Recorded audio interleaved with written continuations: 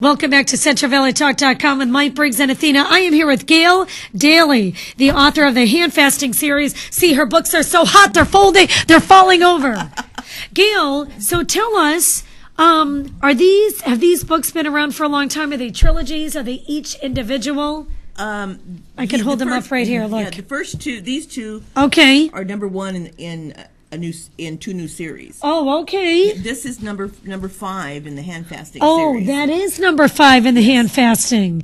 So tell us about the hand fasting, like, you know, from start to this. I mean, what is it all about? The hand fasting series started with a space colony that had just the Confederation that they were a part of had just come out of a war, and they had a bio bomb dropped on them, and the enemy in that area had decided that men were more aggressive than women, so they didn't want any men. Yeah. So it sterilized or it killed all the men. So here they are. There was this colony of women, and if they didn't want their colony to die out, they had to find new.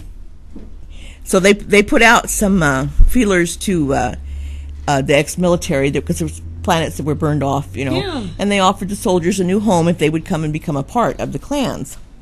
And that kind of took up the first 3 books, which was a year and a day, where they went and recruited them. Yeah. Forever in a Day, which is actually takes place on the planet itself, and then All Our Tomorrows, which was the ending of that particular segment of it. Yeah, yeah. And this girl here appeared as a child in all 3 of the books. Oh, cool. Here she is all grown up, and she is a designer child. She was actually created in a lab. That's what I was going to say. Designer, like they actually created her. They created her in a lab. She was given genius level intelligence. Oh. And really good superpowers, kind of. Not really superpowers, but really good strategy skills. Yeah. And but they also accidentally gave her a need for balance and order. Interesting. So she became a cop when she grew up. Wow. And this is about her first assignment, and she has she's kind of the first couple of chapters are kind of like learning what's like to be a police officer in the future. Does it start out like with her being made, or is this the 5th book? No, this is the 5th book. Right, so you kind of have to read the first one to understand this one? We touch back on it a little bit in the beginning, but not a bunch, because it's not really the story. Yes, I was going to say I should probably read the first one before reading you should read it. Start with A Year and a Day, and it'll give you the first 3, and then you get that story. So I'm sorry I interrupted you. No, that's fine. So the 5th book, and then it's her in her first assignment. In her first assignments, and she's choosing to become a police officer, law and order, a champion of law and order, and she's learning about it. Her first assignment she kind of falls into by accident. She's assigned to duty at the spaceport. Yeah. And there's an alien mother and daughter there that are actually there looking for a missing family member who was taken during the war, and they unfortunately, the mother was a priestess on another different society, and they didn't have permission, and so they send some bounty hunters after them. The planet does, and she ends up in hand-to-hand combat with one of their top warriors in the middle of the hospital, and she does get the little girl that they grabbed, because they figured if they grabbed the kid, easier to handle, mom will fall into line. So they grabbed the kid and ran, and she chased after him, and she got the kid back. The second part, or the second case, has to do with some really. This is why I said these are not children's books. It had to do with a little girl that stumbled into their precinct, and she had been a victim of a child sex trade. And the real kicker is she looks just exactly like Lucinda. Oh, that is weird. And so Lucinda figures, hey, they used my programming and to make this kid. Yes. And when they run her DNA through the planetary database, they find out, hey, yeah, she is related. Oh my God! And the plot thickens, and this all happens with this one. With this book, yeah, and they have to. So they find the clans, which is their power structure there. The clans have been poking around anyway, because there's something funny going on. There's some kind of smuggling going on. They're trying to figure out what it was, and they found out kind of by accident that the guy that was there to pick up the girl. He's actually a part of that, and that was part of their smuggling thing. And they found a whole bunch of kids. Yeah, God, it's crazy. So they went and rescued them. They took them back. Yeah. And but she still has to catch the guy that did this. They managed to get him and a kid, but they don't get the one of his crew, and she happens to be an assassin. So Lucinda ends up. They're all of the precinct. They kind of left her there because she drew the short straw in the precinct because they can't leave it unattended, and she ends up having to fight off the assassin when she comes through because she's trying to get off planet and get away from him. Well, that's what I was going to ask you. So it is kind of, I understand the designer and all that stuff. Is it supposed to be taking place on a different planet? Different planet, yes. Yeah, because you could tell by the whole yes. Atmosphere in the picture and stuff like that. Well, this is really cool. So this is out now, and then these other two books. Is this all? No, this is different. A Portal World Tale. This is Spell of the Magi. Am I saying that right? Yeah, this is book number 1 in the Magi series. And the Warriors of St. Anthony. This is a different series than the Handfasting. Yeah, this one is actually almost pure what we call sword and sorcery. Yes. The cool. The only reason it's listed as the Portal Worlds is because they get there through a portal, but when they get there, they find out that the place doesn't actually, the scientific laws and things don't actually run the way they do here on Earth. So they have to learn a whole new set of skills, that whole new, what we might consider magic type of things. And this is about this, about a family. And Rebecca, who's the heroine in this one, is, she's part of the Magi. And her family is actually in rebellion, and they've hidden from the people that are trying to control all the Magi and take care of them. Yeah. So to keep her family safe, she's pretty much willing to do just about whatever it takes.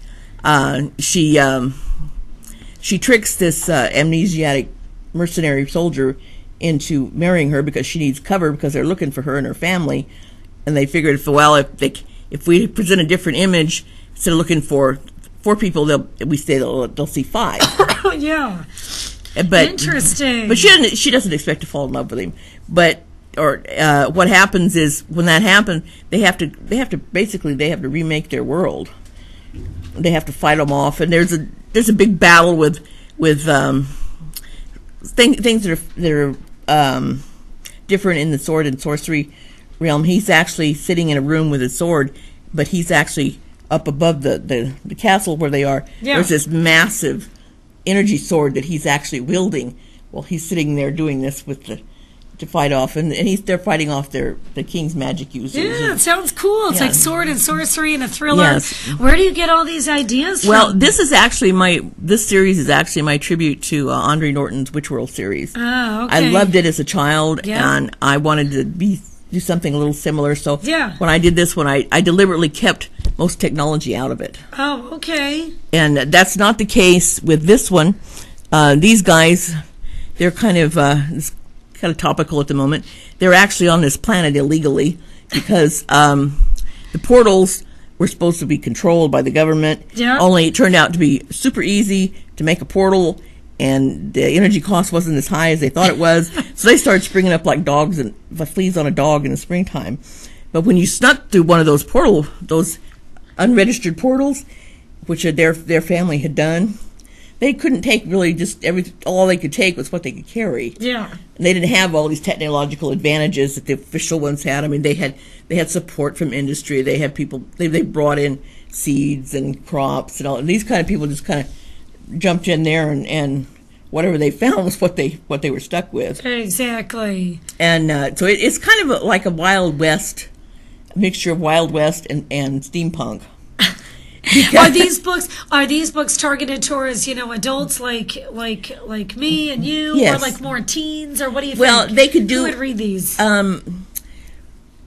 Teenagers could read them without too much of a problem. Because I'm looking at them, these people look like they could be teenagers through 40s even. Yeah, this is I designed these covers myself. They were done. The photos that I took of the the models in these are from a site called Shutterstock. Oh, and cool. you buy the rights to use it this way. I know what you're talking about because when I worked in radio, we had to do that. Yeah, and then you design. This is a combination of several photos. So is this, and so is this. I love it. Well, very cool. How can we get these books, Miss Gail? Gail? I'm on Amazon. I have an author's page on Amazon. So Amazon.com, and you can just search your name and order the books. Okay. And I have my own website. Okay. Which is www.gail, Gail, Daley, DALEYS, fineart.com. There it is. GailDaleyFineArt.com. Okay. And I also have an author page on Goodreads. Oh, cool. I read books all the time. I never even heard of Goodreads. I'm very active on Facebook. Okay, good. So on Facebook, do you post a lot of stuff like? Yeah, I'm always posting these. Yeah, I'm always posting these kind of things on there. So Amazon's the best way to buy them. That's where you can find them. And buy Amazon, them. You can find both the paperback and the what do you call it? The paperback hardcover. Yeah, the paperback and the ebook. But now the you do the ebooks too. Okay. The ebooks are actually distributed through Amazon and also through a distribution site called Draft to Digital. Oh, okay. And they distribute to places like iBooks and Kobo, and Nook, and all kinds of places for them. Very cool. So that's there. You can find them. You can find them just about everywhere. Yeah. And if you want to buy them, technology, you could do the Kindle. Yeah. Can you download it through a Kindle or the Nook or any of those? Okay. These the hardcovers here in Fresno, I have them down to the Water Tower Gallery in Fresno. Oh, cool. Or they can order them direct from my site. Gallery. There you go. So GailDaleyFineArt.com or the Water Tower Gallery. They have them at the Water Tower Gallery. There you go. Or Facebook. You can look at Gail under Facebook. Are you on Instagram too or just Facebook? I have an Instagram account, but Instagram is a little more difficult because I have all these photos, but they don't really like you to upload from a database for your photos. Oh, yeah, I know what you mean. They want you to take a picture and upload from the photo. Exactly. You got to take it on your phone. On your phone. And then you got to do it. And then Snapchat's a whole other Oprah. Yeah, it is. That's just like taking a picture with kitty ears. All right, buy Gail's books. These are awesome. Very different. They're just so different, that I've ever seen or read. GailDaleyFineArt.com. Before I let you go, is there anything else that we're forgetting? Not really. There are, as I say, I'm working on book number 6 on this series. Okay. Which is one of the other children.